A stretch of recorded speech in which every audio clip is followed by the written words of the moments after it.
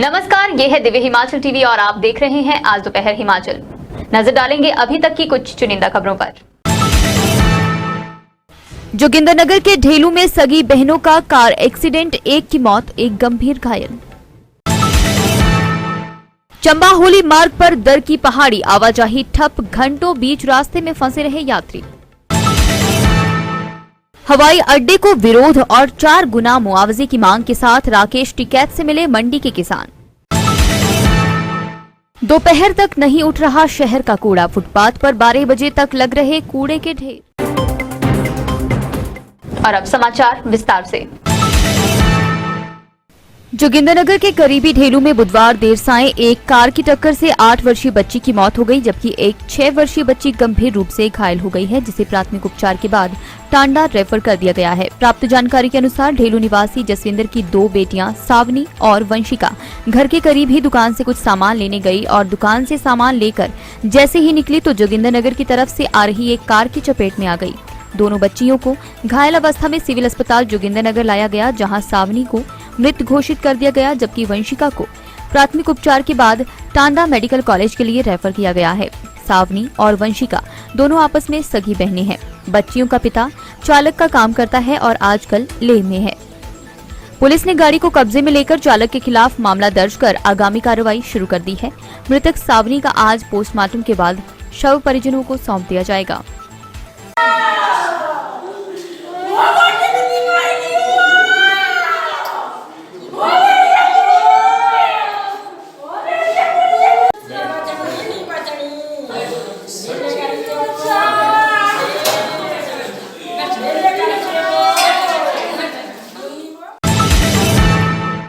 चंबा होली मार्ग पर जूरा मंदिर के पास गुरुवार सुबह अचानक पहाड़ी दरक गई। इसके चलते मुख्य मार्ग पर वाहनों की आवाजाही ठप पड़ गई है। नतीजतन वाहनों सहित यात्री बीच सड़क में फंसे हुए हैं।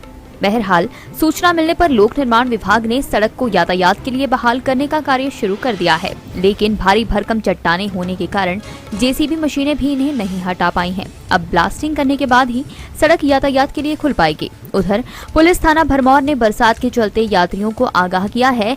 पुलिस ने अपील की है कि बिना वजह घर से बाहर ना निकले, जरूरी हो तभी घर से निकलें और अपने बच्चों की भी रक्षा करें। भूमि अधिग्रहण 2013 कानून को लागू करवाने के लिए भूमि अधिग्रहण प्रभावित मंच के संयोजक जोगेंद्र वालिया की अध्यक्षता में एक प्रतिनिधिमंडल संयुक्त किसान मोर्चा के राष्ट्रीय नेता राकेश टिकैत से मंडी में मिला। इस दौरान उन्होंने जोर देकर कहा कि सरकार द्वारा जो भूमि अधिग्रहण की गई है उसमें भूमि अधिग्रहण 2013 कानून यानी पुनर्स्थापना, पुनर्वास व 4 गुना मुआवजा को हिमाचल सरकार पूर्णतः लागू नहीं कर रही है। हालांकि 2018 में मंत्री स्तर पर एक सब कमेटी गठित की गई थी। इसमें पुनर्स्थापना, पुनर्वास तथा भूमि अधिग्रहण 2013 के अनुसार फैक्टर 2 यानी 4 गुना मुआवजा को लागू करने की बात तय हुई थी, लेकिन 4.5 वर्ष बीत जाने के बावजूद हिमाचल सरकार अभी तक इस पर कोई फैसला नहीं ले पाई है। बल बचाओ किसान संघर्ष समिति के सचिव नंदलाल वर्मा ने कहा कि प्रस्तावित हवाई अड्डे को गैर उपजाऊ जमीन पर बनाया जाए।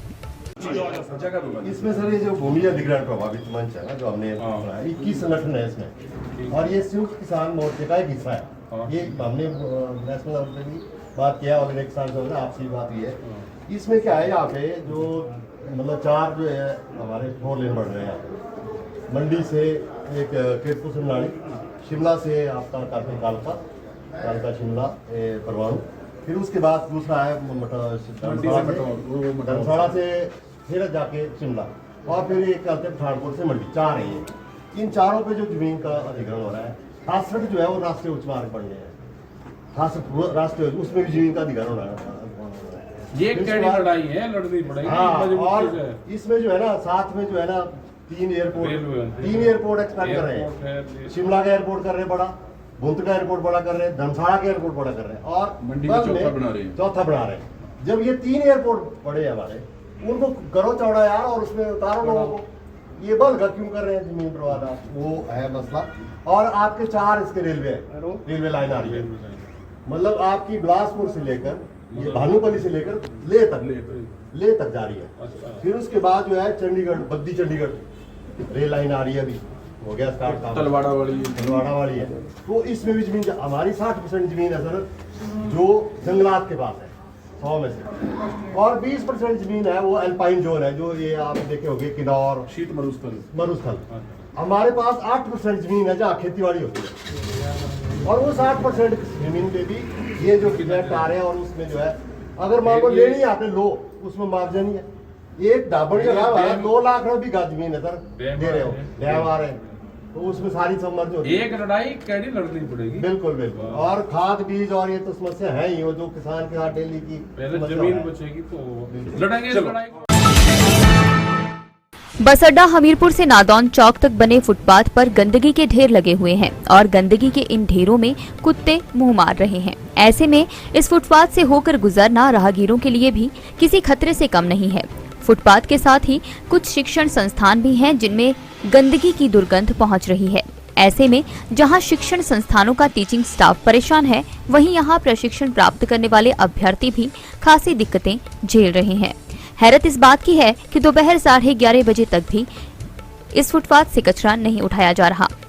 ये बात आज की नहीं है, बल्कि बीते कुछ दिनों से हालात ऐसे ही बने हुए हैं। कई बार लोग आपत्ति जता चुके हैं, लेकिन फिर भी समस्या का स्थायी समाधान नहीं हो रहा है। गुरुवार को भी फुटपाथ पर गंदगी के ढेर लगे हुए नजर आए। आज दोपहर हिमाचल में बस इतना ही। देखते रहिए दिव्य हिमाचल टीवी।